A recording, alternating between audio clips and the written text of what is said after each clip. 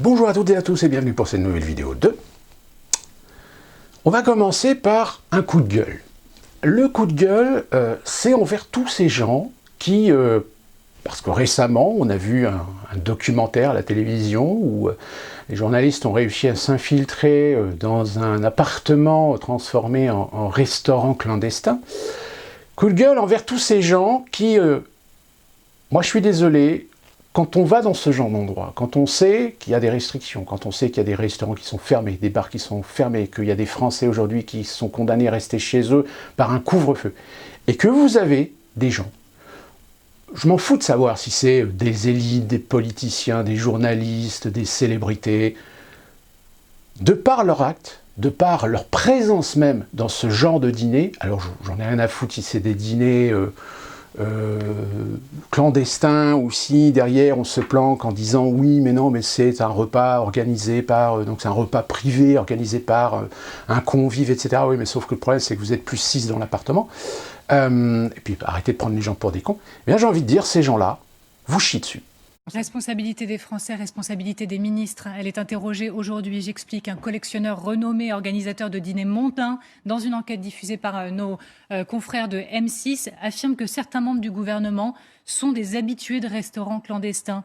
Est-ce que ça vous semble crédible, inimaginable? Ils sont irréprochables? Je ne crois pas une seule seconde que des membres du gouvernement se rendent dans des restaurants clandestins, comme ça a pu être dit par cette personne anonyme, Je n'y crois pas une seconde. On demande aux Français de respecter des règles qui sont hyper difficiles. Et donc, non seulement on doit les respecter comme tous les Français, comme tous les citoyens, mais en plus de ça, on a un devoir d'exemplarité parce que c'est nous qui demandons aux Français, et moi je fais partie de ceux qui sont sur les plateaux régulièrement pour rappeler ces règles et rappeler la responsabilité qu'on évoquait à l'instant. Et donc, évidemment, on a un devoir d'être totalement irréprochable et exemplaire. Aucun doute concernant les ministres, mais est-ce que vous vous êtes saisi malgré tout de la question depuis que cet extrait a été diffusé, largement relayé? Le ministre de l'Intérieur, Gérald Darmanin, a annoncé qu'il avait demandé au préfet de police de Paris d'ouvrir une enquête et d'identifier, si les faits sont avérés, les responsables, les participants, pour qu'ils puissent être poursuivis. On peut considérer d'une certaine manière que l'affaire est close, après ces propos de cet avocat qui dit donc que c'était de l'humour, mais j'imagine que la journée a été compliquée pour le gouvernement. Du côté de l'exécutif aussi, comment Emmanuel Macron suit-il ce genre d'affaires selon vous, quand ça monte d'un coup comme ça? D'abord, c'est la veille des réseaux sociaux, de l'information par les services des ministres, en l'occurrence celui de l'Intérieur. L'affaire est montée tout au long de la journée. Il y a, je crois, la chaîne qui a diffusé le reportage, qui a fait une sorte de petite promotion autour de ce reportage. Et puis évidemment, tout de suite, ça a créé de l'émoi sur les réseaux sociaux. Le gouvernement est très attentif, parfois trop peut-être, mais c'est comme ça, c'est l'époque. Et donc, ils prennent tout au sérieux. Ils ont raison aussi. Et du coup, je pense qu'à un moment, il y a une décision qui est prise entre le chef de gouvernement et le ministre de l'Intérieur de monter au créneau, ce qu'a fait Gérald Darmanin. Aujourd'hui, ils sont tous très attentifs à la moindre chose qui se diffuse comme ça, qui monte en flèche sur les réseaux sociaux. Et là, en l'occurrence, ça touchait directement la question de l'exemplarité lors du premier week-end de confinement, où il faut bien voir qu'Emmanuel Macron a donné... c'était plutôt un week-end de semi-confinement, puisque les Français étaient autorisés à choisir leur lieu de résidence pour ce confinement, en tous les cas ceux qui peuvent quitter les métropoles. Donc il y avait une espèce de, j'allais dire, un petit peu de week-end d'acceptabilité, d'organisation. Et puis là, patatras, il y a ça qui tombe à la fin au milieu du week-end de Pâques, qui pouvait pas laisser passer ça comme ça. Mais c'était donc de l'humour selon l'avocat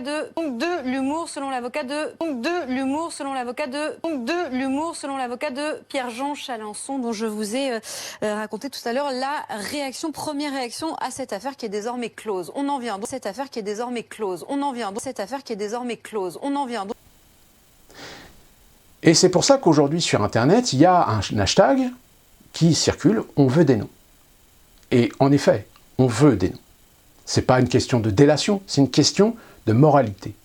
C'est-à-dire des gens qui vont dans ces endroits-là, et qui après, sans doute, vont sur les plateaux de télé, pour vous faire la morale, pour vous dire qu'il est irresponsable de ne pas respecter les règles sanitaires, qui vous obligent à respecter les couvre-feux, qui vous interdisent les réunions, qui vous interdisent d'avoir un peu d'air frais par des petits barbecues, par des petits apéros organisés dans la rue, à l'air libre, etc., où s'il n'y a absolument aucun cluster, j'ai envie de dire, ces gens-là, pendez-les haut et court. Alors attention, j'utilise une expression qui ne veut pas dire forcément qu'il faut les pendre, mais au moins qu'on les mette en face de leurs responsabilités. Responsabilité vis-à-vis des règles sanitaires, mais aussi de leur responsabilité vis-à-vis de vous, les Français. C'est-à-dire ces gens qui, depuis 1 an, vous mentent, vous disent des conneries, font de la propagande, et qui aujourd'hui continuent à être sur les plateaux de télé, continuent dans les réseaux Internet, sur les réseaux sociaux, à vouloir vous faire la morale.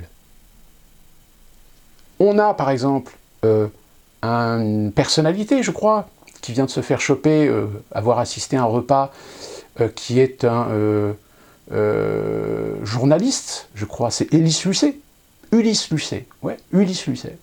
qui vient sur les plateaux de télé, faire son analyse, raconter des cracks selon ce qu'on lui demande de faire. Et voilà, il a été chopé, il y a une photo qui a été prise lors d'un dîner où on voyait son étiquette avec son nom dessus. Bon, alors après, c'est peut-être du Photoshop, peu importe, hein, mais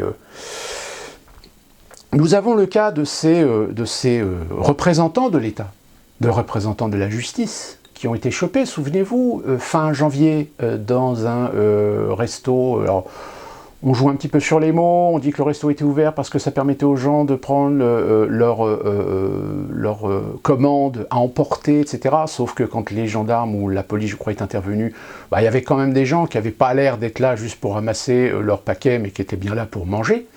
Eh bien, sachez que ces personnalités, alors je ne sais plus combien il y avait de personnes, de souvenirs. Donc vu que ma mémoire me fait un petit peu défaut, j'ai trouvé l'article, enfin retrouvé l'article. Donc le 30 janvier, alors que les bars et les restaurants étaient fermés en raison de l'épidémie de Covid, le vice-procureur de Carpentras, membre du Conseil supérieur de la magistrature et délégué de l'Union syndicale des magistrats, buvait au comptoir et mangeait des tapas en compagnie d'un commissaire. C'est ce qui ressort de l'enquête et des auditions confiées à la police par le procureur de la République de Nîmes. Néanmoins, le parquet a classé le dossier. Pourquoi ? Tout simplement parce que lorsqu'ils ont établi la procédure, qu'est-ce qui s'est passé ? C'est qu'il y a eu des défauts. Voilà. Alors, les défauts, est-ce qu'ils ont été faits intentionnellement ou est-ce qu'ils ont été faits exprès en se disant, de toute façon, nous, on est obligé de faire un procès-verbal, mais ne vous inquiétez pas, on va faire le procès-verbal de telle manière à ce que, quand vous allez arriver, l'affaire va arriver devant le tribunal, quand il va voir les défauts, il dit, non, c'est nul et non avenu. Donc, affaire classée. Donc, pour revenir à ce problème, j'ai envie de dire, c'est quand même malheureux qu'en France, on en soit à venir à ce que les Américains ont fait dans les années 30 lors de la Prohibition. C'est-à-dire obligés de se planquer pour faire de la restauration ou faire des bars. Mais le pire dans l'histoire, c'est que ce n'est pas vous et moi qui pouvons aller dans ces bars. Ah non, c'est l'élite. On reste entre nous. C'est-à-dire que l'élite outrepasse, l'élite s'octroie un passe-droit pour aller dans des restaurants clandestins, dans des bars clandestins, etc. Alors là, il y en a un sur Paris, il y a en effet là Madame Chapia qui est intervenue, parce que là, vu que tous les Français ont vu le reportage, vous ne pouvez pas rester sans rien faire, mais on va attendre un petit peu que ça se tasse, et puis vous verrez, dans 2-3 semaines, on n'entendra plus parler. On ne saura même pas si on a identifié les personnes qui étaient présentes, où c'était, etc. On n'aura absolument aucune information. Sauf qu'à un moment donné, tout se sait. Tout se sait parce que va y avoir à un moment donné une presse ou des médias alternatifs qui, eux, vont avoir les informations, vont réussir à les avoir. Mais comme évidemment, comme ils sont classés complotistes, on ne les regardera pas, on ne les écoutera pas. Donc, j'ai envie de dire, deuxième chose, pourquoi avoir fait la révolution finalement ? Parce que la révolution aujourd'hui est quelque chose, c'est un dogme, c'est une religion. Sauf qu'à un moment donné, il faut se poser les bonnes questions. C'est-à-dire, pourquoi est-ce qu'on a fait la Révolution française ? Pour rien. Pour rien, puisque de toute façon, pendant un siècle, ou non, même pas un siècle, oui, même peut-être un siècle, oui, pendant un siècle, ça a été une guerre de pouvoir. Il y a eu des petites transitions, il y a eu Napoléon, Louis-Philippe, il y a eu quelques petites révolutions, pendant le 19e siècle, la plus connue est celle de la Commune, pour au final en arriver à l'établissement enfin d'une république, mais une république qui était déjà verrouillée pour que l'élite fasse ses petites affaires. Et bien aujourd'hui, cette élite, on est en train de voir, alors peut-être pas forcément leur visage, mais il y en a certains, on commence à voir que vraiment ils vous prennent pour des merdes. On les voit sur les plateaux télé, j'ai encore vu Karine Lacombe, c'est à vous. Je veux dire, comment ces gens qui ont à un moment donné affirmé des choses, menti, trahi la confiance des gens, trahi même la confiance des institutions pour lesquelles ils sont payés. Alors évidemment, les médias sont très complices pour essayer de tasser un petit peu le truc, mais il va y avoir un moment où je pense que la présidentielle 2022, vous le verrez, la qualité ou le potentiel d'un candidat passera aussi sur le fait que celui-ci voudra des coupables, voudra des têtes, voudra des responsabilités, en tout et pour tout. Et c'est pour ça que je vous invite à être attentifs, parce que je pense que parmi tous les candidats qui seront en tribune, pas un seul dira ça. Pas un seul vous dira « j'exige que des responsabilités soient trouvées pour le chaos organisationnel de la gestion de la Covid-19 en France ». Des mensonges de la part de gens, des trahisons de certains. Fais ce que je dis, pas ce que je fais. Donc il y a un moment donné où le gueux qu'on essaie de manipuler, qu'on essaie de contrôler, qu'on essaie de diviser par des affaires de LGBT, par des affaires de féminisme, par des affaires de racisme, par des affaires d'islamophobie, par des affaires d'antisémitisme. Le problème, c'est qu'à un moment donné, et je pense que c'est déjà le cas, des gens commencent à se réveiller et se dire « Non, tout ça, c'est de la connerie. Tout ça, c'est fait pour nous divertir, pour nous faire regarder ailleurs que là où nous avons le droit de regard sur les institutions. Un droit de regard et un droit d'exigence, de moralité publique, civique, républicaine, à l'encontre de gens qui, de par leur position, ont une certaine influence, que ce soit politique, idéologique ou médiatique, voire économique aussi. Je pense qu'aujourd'hui, il est temps que les Français se réveillent. Il est temps que les Français comprennent que leurs petites satisfactions, leurs petits plaisirs, leurs petits avantages, ça ne va pas durer. Il faut savoir qu'actuellement, beaucoup d'idéologues se reposent sur cette petite classe moyenne aisée, souvent de gauche, ou parfois même de droite, pour être les bras armés idéologiques de leur plan. Parce que cette classe moyenne aisée, évidemment, elle a tout intérêt à voter Macron parce que Macron est un libéral. Donc, on ne va pas voter contre des socialistes ou des écolos qui vont vous foutre des taxes en tout et pour tout. Parce que cette petite classe moyenne aisée, elle sait qu'une fois que la classe moyenne et petite sera essorée, c'est-à-dire qu'elle sera au bout du rouleau, qu'elle n'aura plus d'épargne. Tiens, d'ailleurs, l'épargne, il y a beaucoup de Français qui ont mis de l'épargne, et là, ils sont en train de chercher une solution pour essayer de vous obliger, vous pousser à consommer pour que l'argent tourne. Parce que, évidemment, le politique du bas de laine, c'est de l'argent qui dort, et l'argent qui dort, ça, c'est le démon, c'est le vampirisme, c'est l'aspect démoniaque dénoncés par les systèmes financiers, et qui en plus ont leurs influences dans les États. Mais force est de constater que cette classe moyenne aisée, dans cette classe moyenne aisée, qu'elle soit de gauche ou de droite, peu importe, certains commencent à se rendre compte que c'est les prochains sur la liste. Parce que quand on aurait essoré la petite classe moyenne, petite moyenne classe moyenne, qui est, allez, on va dire, fait à peu près les 2/3 de la classe moyenne, et bien c'est la classe moyenne aisée qui va payer les factures? Je dirais même que ce qui est assez amusant, c'est qu'aujourd'hui, vous avez des gens qui militent pour le fameux revenu universel. Mais le revenu universel, qui va payer? Si ce n'est par la dette. Et la dette, sur qui on va la faire reposer? Eh bien, c'est cette petite classe moyenne aisée. C'est eux qui vont payer pour les autres. Surtout en France. Aux États-Unis, c'est un peu particulier, parce que aux États-Unis, on est vraiment dans une culture complètement inverse. C'est-à-dire qu'on n'est pas dans la solidarité fiscale, économique. C'est tout pour ma gueule, rien pour les autres. En France, c'est différent. En France, on a un système social qui était basé sur de la répartition, c'est-à-dire le partage. C'est-à-dire qu'on ne paye pas des charges pour nous-mêmes, on paye pour la collectivité. On paye pour l'ensemble. C'est d'ailleurs un peu souvent d'ailleurs ce que certains oublient dans leurs arguments en disant « oui, mais moi je paye des impôts, etc. » Oui, vous payez des impôts, mais ils ne sont pas pour vous. Ils sont pour la collectivité. Quand sur vos salaires, on vous ponctionne de la retraite, la sécurité sociale, la retraite complémentaire, accident du travail, etc., c'est pas pour vous.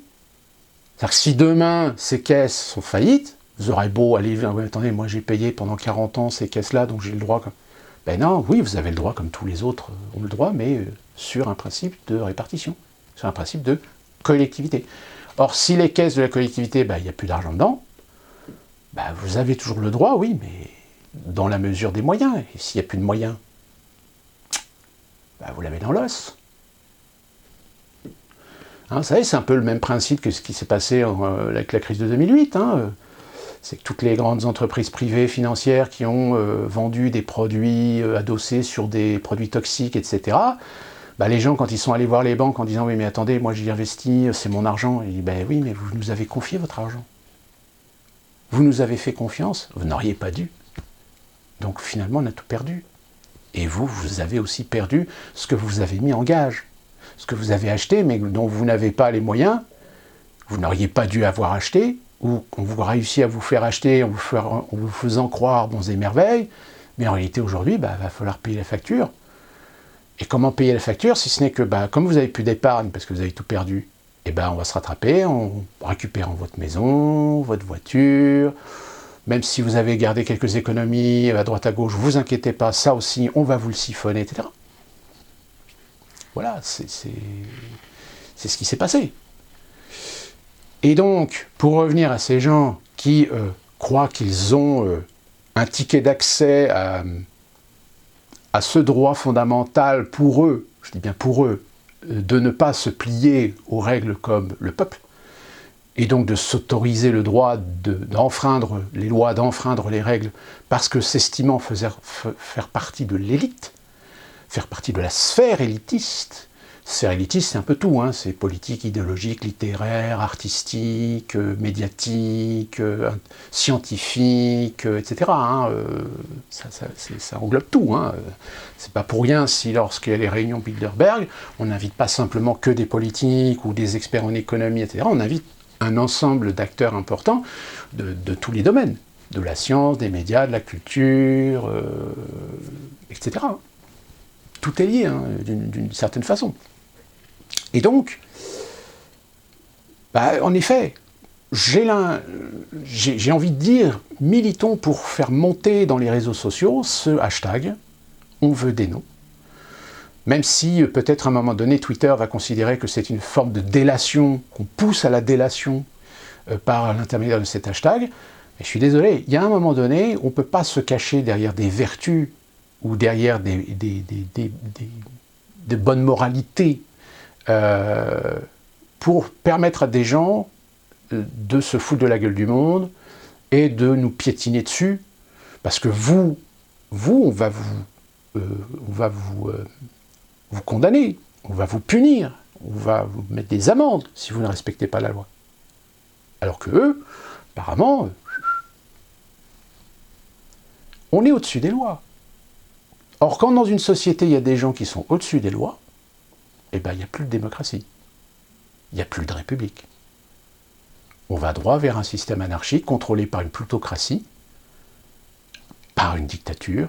Pas une dictature comme on l'entend dans le sens de l'inconscient collectif, à l'image de Mussolini, d'Hitler, de Staline. Non, la dictature, elle peut prendre d'autres formes.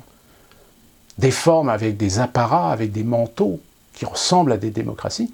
Mais quand vous commencez à gratter, et quand vous commencez à prendre conscience de vos droits et que vous voulez faire valoir vos droits, vous vous rendez compte, tout d'un coup, vous tombez sur des portes fermées. Parce que de l'autre côté de la porte, on ne veut pas que vous fassiez usage de vos droits. C'est même pire.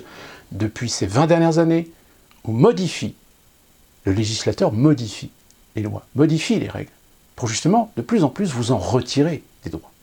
Ou alors on vous laisse des droits, mais oui, vous avez le droit d'eux, mais en réalité, dans le processus, à un moment donné, vous allez tomber sur des gens qui, eux, vont avoir une autorité pour vous dire « Oui, vous avez le droit d'eux, mais c'est moi qui décide. »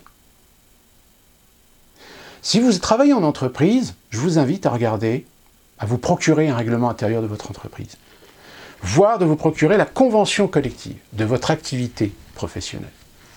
Et vous allez vous rendre compte qu'il est très amusant de voir qu'en effet, vous avez des textes qui vous donnent des droits, qui vous protègent contre les abus, contre les arnaques, contre les abus de pouvoir, contre etc. Que pour ça, vous avez, pour vous défendre, des outils, selon la taille des entreprises. Alors vous avez des délégués syndicaux, des représentants du personnel, vous avez des comités d'entreprise aussi, qui sont là aussi pour défendre vos intérêts. Mais que ces structures, à un moment donné, sont verrouillées, elles aussi.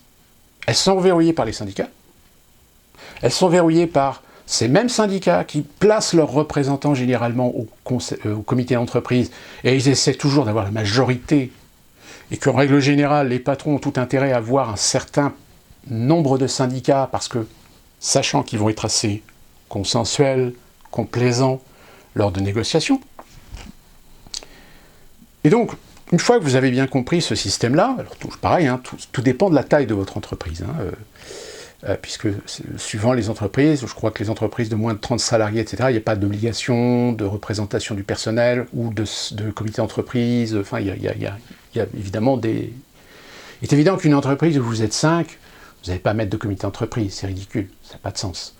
Enfin, si certains d'entre vous se souviennent un petit peu ou sont beaucoup plus précis pour nous donner à partir de quel nombre de salariés dans une entreprise, il y a obligation d'avoir un comité d'entreprise, une représentation syndicale, comment ça fonctionne, au niveau des représentants du personnel, combien il doit y avoir de représentants du personnel suivant le nombre de salariés, etc.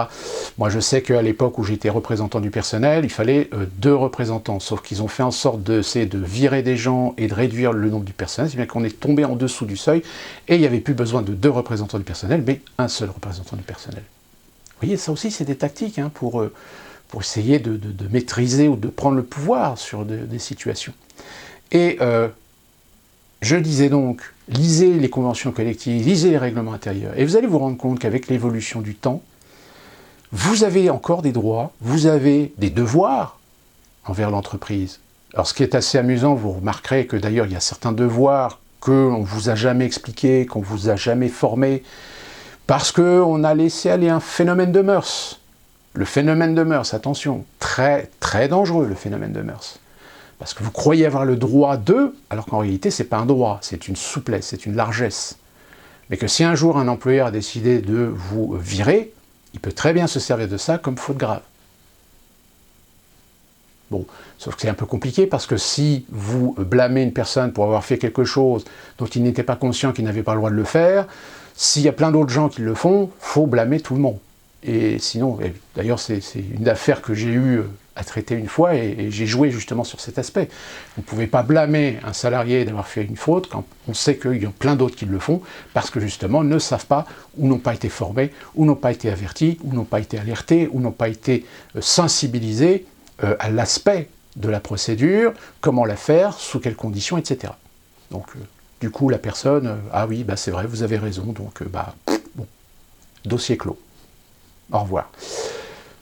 Et donc, de ce fait, vous allez aussi vous rendre compte qu'au fil du temps, quand il y a eu des négociations avec les partenaires sociaux, sur les modifications, les réformes, changement des accords, adaptabilité par rapport au marché, aux outils, aux procédures, aux professions, aux technologies, au marché, etc. On se rend compte qu'il y a certains droits que vous avez toujours, mais dont on a modifié l'aspect par le fait que c'est l'employeur qui a le dernier mot. petites anecdotes. Si vous fonctionnez, par exemple, dans une convention collective qui établit le principe des RTT, c'est-à-dire les heures supplémentaires que vous effectuez, soit la convention collective ou l'accord de branche de votre entreprise établit que soit vous avez le droit de récupérer vos heures en heures de repos, ou soit de vous les faire payer. Et il existe des procédures dans les accords. Donc c'est pour ça que je vous invite à lire ces accords, parce que c'est là que c'est spécifié. Moi, dans l'entreprise où je travaillais, il était inscrit dans l'accord qu'avant la période d'annualisation, vous pouviez faire une demande à votre directeur qu'à la fin de la période d'annualisation, que vous ne récupériez pas vos heures supplémentaires, mais que vous vous le fassiez payer. C'était un droit. Vous imaginez bien que pour beaucoup de gens, dire faire des heures supplémentaires... Alors attention, c'est l'employeur qui décide de vous faire les heures supplémentaires, c'est pas vous qui décidez de les faire. On est bien sur le principe. Mais étant donné qu'il y avait de réduction de budget, réduction de personnel, etc., il y avait des moments où on faisait de l'annualisation, c'est-à-dire qu'au lieu de bosser 35 heures, on faisait 42 heures. Et donc les 7 heures entraient dans un compte épargne-temps, et après on récupérait. Je vous raconterai une petite anecdote après sur ce sujet-là. Sauf que les accords prévoient qu'au final, vous pouvez faire cette demande à votre employeur. Mais qu'au final, c'est l'employeur qui vous dit oui ou merde. Et en général, l'employeur vous dit merde. Il est hors de question de vous payer vos heures. Vous les récupérerez. Alors, vous voyez la subtilité du truc. En effet, vous avez un droit. Mais ce droit, qui en est juge? C'est l'employeur.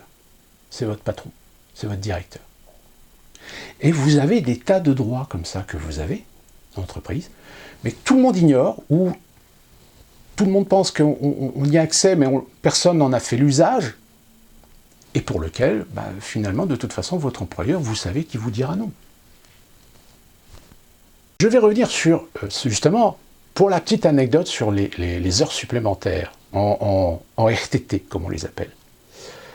J'ai eu cette anecdote assez cocasse. Il se trouvait que moi j'étais opérateur. Dans l'équipe des opérateurs projectionnistes, nous n'étions que 5. Et que forcément, pour les vacances, quand on prenait 1 semaine, 2 semaines ou 3 semaines, nous avions un collègue qui était d'origine tunisienne, et ce collègue avait un droit sur nous. C'est parce que, étant un travailleur immigré, il avait l'avantage de pouvoir demander ces 5 semaines. Alors, pour ceux qui connaissent, vous voyez bien un petit peu le truc. Pour ceux qui ne connaissent pas, il faut savoir que vous avez, en règle générale, une période, ce qu'on appelle la période estivale. La période estivale, c'est, je crois, du 1er mai au 31 octobre. Ce qui permet d'étaler les vacances des employés pour leur permettre de prendre un minimum, alors si ma mémoire est bonne, je crois que c'est 24 jours ou 28 jours. Je crois que c'est 28 jours. Donc ça veut dire 3 semaines minimum. Sauf que, dans mon service, vu qu'on avait déjà un employé qui avait le droit de prendre ces 5 semaines, c'était la loi, donc lui prenait ces 5 semaines, boum. Il fallait après répartir les autres personnes. Nous avions à l'époque 2 remplaçants. Donc les remplaçants pouvaient remplacer par succession 2 opérateurs étalés pour leurs vacances. Alors évidemment, il y avait des opérateurs qui avaient des enfants. Eux étaient prioritaires pour pouvoir prendre leurs vacances juillet ou août. Étant donné que j'en avais 2, 3, sur les 5 opérateurs, il n'en restait plus qu'un. C'était moi. Par nature, je veux dire, à la limite, je m'en foutais. Ce qui me permettait de pouvoir prendre mes vacances, c'est généralement septembre, octobre, ou encore la saison est assez acceptable. Et à la limite, c'était pas plus mal, parce que pour moi, ça permettait de partir en vacances en dehors des périodes estivales. Sauf que, il y a eu une période où il y avait un besoin de plus des heures que je pouvais faire à l'époque. C'est-à-dire qu'il a fallu que je fasse des heures supplémentaires, tout simplement parce qu'on était dans une phase de numérisation. C'est-à-dire qu'on passait au numérique. Donc il fallait que je sois présent, beaucoup plus présent que d'habitude. Donc forcément, j'ai fait des heures. Et ces heures sont rentrées en RTT. Sauf que le problème, c'est qu'arrivé en période de fin de ce qu'on appelle la période de RTT, j'ai pas pu récupérer toutes mes heures. Parce que, vu qu'on était en flux tendu dans le personnel technique, si je m'absentais, il fallait obligatoirement me remplacer. Et ça, évidemment, ça coûte de l'argent. Et il est arrivé donc un moment où j'avais, je crois, une trentaine d'heures. 32 heures, je crois, je ne sais plus. 14, 30, 28, 30... oui, c'est 35 heures. J'ai quasiment 35 heures. Une semaine, finalement. Une semaine de vacances en plus que je pouvais prendre. Sauf que je ne pouvais pas les prendre. On m'a dit, bah oui, ce qui serait bien, c'est que tu puisses récupérer des heures comme ça, 1 heure par-ci, 1 heure par-là, etc. Oui, je dis, ok, regarde mon planning. Où est-ce que je les récupère, mes heures? On est en flux tendu. Donc quand un mec arrive, un mec repart. Les services. Donc je ne peux pas prendre 1 heure ou 2 heures par-ci, 2 heures par-là, etc. Je ne peux pas prendre des heures le matin, puisque dans ce cas-là, le matin, il n'y a plus d'entretien. Ah, mais tu pourrais mettre quelqu'un d'autre à ta place. Je dis, mais si je prends quelqu'un d'autre à ma place, c'est-à-dire que je dépêche des heures de l'après-midi, je les mets le matin. Donc on tourne en rond. Ah oui, mais t'as raison, machin, etc. Donc, et puis, moi j'avais soulevé le lièvre, déjà bien avant. Donc on ne peut pas m'avoir soupçonné d'avoir laissé aller, et puis au dernier moment, d'arriver avec le grand sourire, etc. Et puis c'est tombé à l'oubli. Sauf qu'au bout d'un moment, quand il est arrivé la fin de la période de RTT, où là il fallait faire les comptes, c'est-à-dire que tout le monde devait avoir récupéré ses heures, etc., moi je me suis retrouvé avec 35 heures à récupérer. Et là, le directeur arrive, on dira, bon, ce qui serait bien, parce que là, oui, en effet, vous ne pouvez pas récupérer, machin, parce que le problème, c'est que comme on était en flux tendu, même si j'avais dû prendre mes 35 heures, ils avaient été obligés de me remplacer, sauf que l'accord de branche RTT disait bien scrupuleusement que le salarié, on l'utilise à des heures supplémentaires, mais que le moment où il récupère ses heures, il ne peut pas y avoir de remplacement. C'est-à-dire, on ne peut pas justifier un contrat de remplacement d'un salarié quand il fait des récupérations. Puisque le but des annualisations, c'était ça. On utilise un nombre d'heures supplémentaires pour les employés, et puis sur les périodes creuses, et ben, quand un salarié est à 35 heures, mais qu'on n'a pas forcément besoin de lui pendant 35 heures, on peut lui faire que 20 heures, et puis les 15 heures qui restent, ben, il prend des RTT. Sauf qu'ils n'ont pas percuté qu'à force d'avoir réduit le nombre d'employés, ben les employés ne pouvaient pas récupérer sans être obligés de les remplacer. Et là, le comité entreprise, évidemment, leur est tombé dessus en disant non, vous ne pouvez pas remplacer des gens qui partent en RTT. Si c'est des congés payés, oui, mais RTT, non. Et là, bloqué. Et on me dit oui, ben, si vous voulez, on vous fait un reliquat sur l'année suivante. J'ai dit non, pas de reliquat. Il me dit, mais je peux vous l'imposer. Je dis, mais vous allez m'imposer de récupérer 35 heures, vous allez décaler 35 heures de RTT l'année prochaine. Mais est-ce que vous comprenez le problème? Vous fonctionnez en flux tendu. Donc comment voulez-vous que je récupère ces heures? Je ne peux pas. Et bien du coup, au bout d'un moment, alors évidemment, ils ont voulu essayer de m'intimider un petit peu pour dire « Oui, mais vous comprenez, on ne peut pas vous payer. » Je dis « Comment ça, vous ne pouvez pas me payer ?» Si, vous pouvez me payer. Il n'y a rien qui vous en empêche. Ça, c'est par contre au niveau des budgets que ça va vous faire chier, parce que sur les budgets, au niveau du siège, ils vont voir que vous avez payé des heures supplémentaires à des gens, et là, ils vont vous demander « Mais c'est quoi ce bordel? Pourquoi vous avez payé des heures supplémentaires ?» Bah, vous comprenez, parce qu'en fait, on a utilisé des RTT, mais on n'a pas calculé que, bah, évidemment, ils ne vont pas se pointer la gueule enfarinée devant les responsables du siège en disant, bah, on a merdé. Donc, mais malheureusement pour eux, ils ont été obligés de me payer. Donc, j'ai été payé 35 heures en heures supplémentaires. Donc, taux horaire des heures supplémentaires. Ça fait mal. Et à partir de ce jour-là, le directeur a dit, désormais, les heures d'annualisation, les heures supplémentaires aux opérateurs, terminé. À la limite, si on fait demi-heure, une petite heure en plus, 2 heures en plus, etc., 2 heures, on peut payer en heures supplémentaires, mais on ne fait plus d'annualisation sur les opérateurs. Et il a fallu ce temps-là pour qu'ils comprennent que ce qu'ils croyaient être une facilité ou un avantage pour eux d'utiliser les employés à leur bon vouloir, tout en ça ne leur coûte pas une thune en plus, puisque je rappelle, normalement les personnes qui étaient censées faire de la récupération d'heures sur du RTT ne pouvaient pas être remplacées. C'était le but du jeu. Sauf qu'au bout d'un moment, au bout de quelques années, ils se sont rendus compte que ça ne fonctionnait plus. Parce qu'on ne pouvait pas à la fois fonctionner avec du RTT et réduire les budgets salariaux en même temps. C'est-à-dire de fonctionner en flux tendu. Et ils étaient un petit peu emmerdés. Donc ça, c'est une anecdote, comme il en arrive dans plein d'autres entreprises et dans plein d'autres secteurs. C'est-à-dire qu'il a fallu qu'ils se retrouvent le nez devant le mur pour se dire « Ah ouais, en effet, il y a un problème ». Et pourtant, ce n'était pas Dieu fait de les avoir avertis, de les avoir prévenus. Il dit « Attention, ce que vous êtes en train de négocier là ne fonctionnera pas ». Mais comme on est avec des gens qui évidemment se brossent le sens du poil, se brossent les pompes, excusez-moi l'expression, mais se sucent la bite aussi, de temps en temps, et au bout d'un moment, ils négocient et ils signent des trucs, mais qui ne peuvent pas fonctionner sur le terrain. Et ça, c'est pour ça que je vous dis, lisez vos accords collectifs, lisez vos accords de branche d'entreprise, lisez vos conventions collectives, lisez vos règlements intérieurs, et vous allez vous rendre compte qu'il y a des trucs qui ne peuvent pas fonctionner.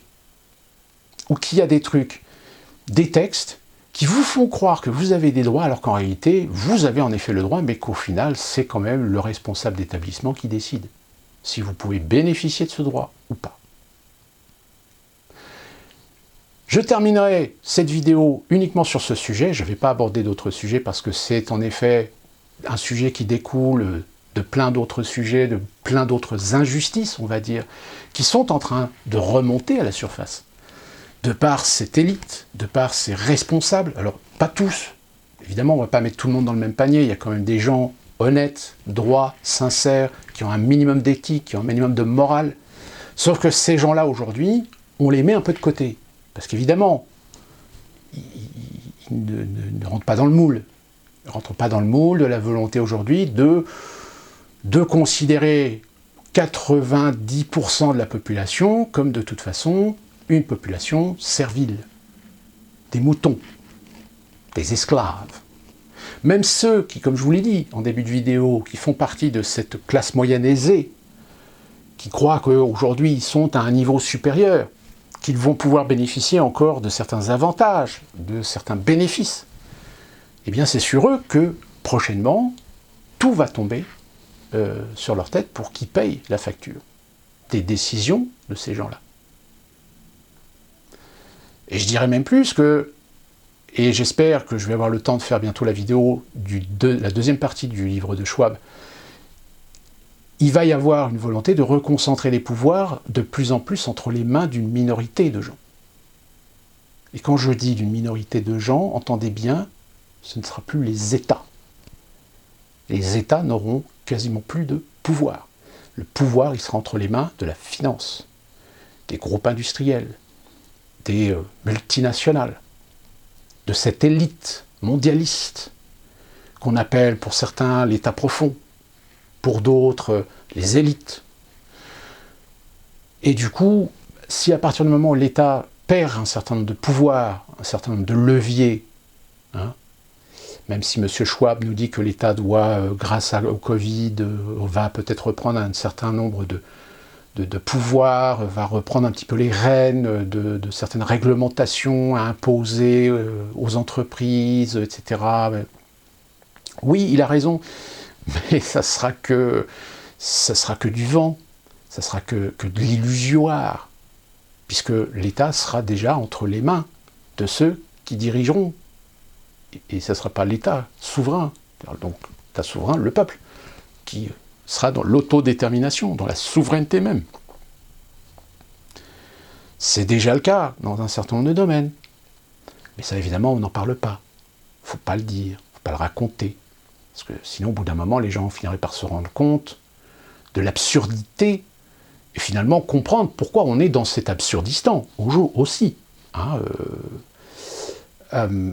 Donc voilà, je ne sais pas comment ces affaires de ces gens qui vont dans des repas, dans des restaurants clandestins, etc. va tourner. Alors, Mme Chapia nous promet qu'il va y avoir des enquêtes, qu'il va y avoir des sanctions de prise, etc. Mais encore une fois, vous savez, on passe devant la télé, à l'Assemblée nationale, on fait un beau discours, on se met en colère, etc. Mais par derrière, bon, alors surtout, l'enquête, vous te laissez traîner. Quitte même, vous faites 2-3 conneries dans les procès-verbaux, comme ça, quand ça va arriver devant le tribunal va dire, bah non, je suis désolé, je ne peux pas prendre cette plante-là, parce qu'il y a un défaut de procédure, donc affaire classée. Voilà, hein, ça fonctionne comme ça, hein, en règle générale, entre gens de même milieu. Hein, surtout que, voilà, on n'a quand même pas eu un seul, je dirais, propos, une seule remarque de M. Dupond-Moretti sur justement ces 2 représentants de la justice qui se sont fait choper dans un repas clandestin. Donc c'est bien la preuve que... Voilà pour cette vidéo, j'espère qu'un peu plus courte que les autres. Et d'ici là, qu'on se retrouve pour une prochaine vidéo, pas prochette, ça ne veut rien dire. J'espère que vous avez passé de joyeuses Pâques, j'espère que vous avez passé un bon week-end avant d'attaquer les 4 semaines de confinement, reconfinement, de couvre-feu, d'astreinte, de réduction de liberté. Et on se retrouve très prochainement pour une autre vidéo. Et d'ici là, évidemment, comme d'habitude, je vous dis, portez-vous bien.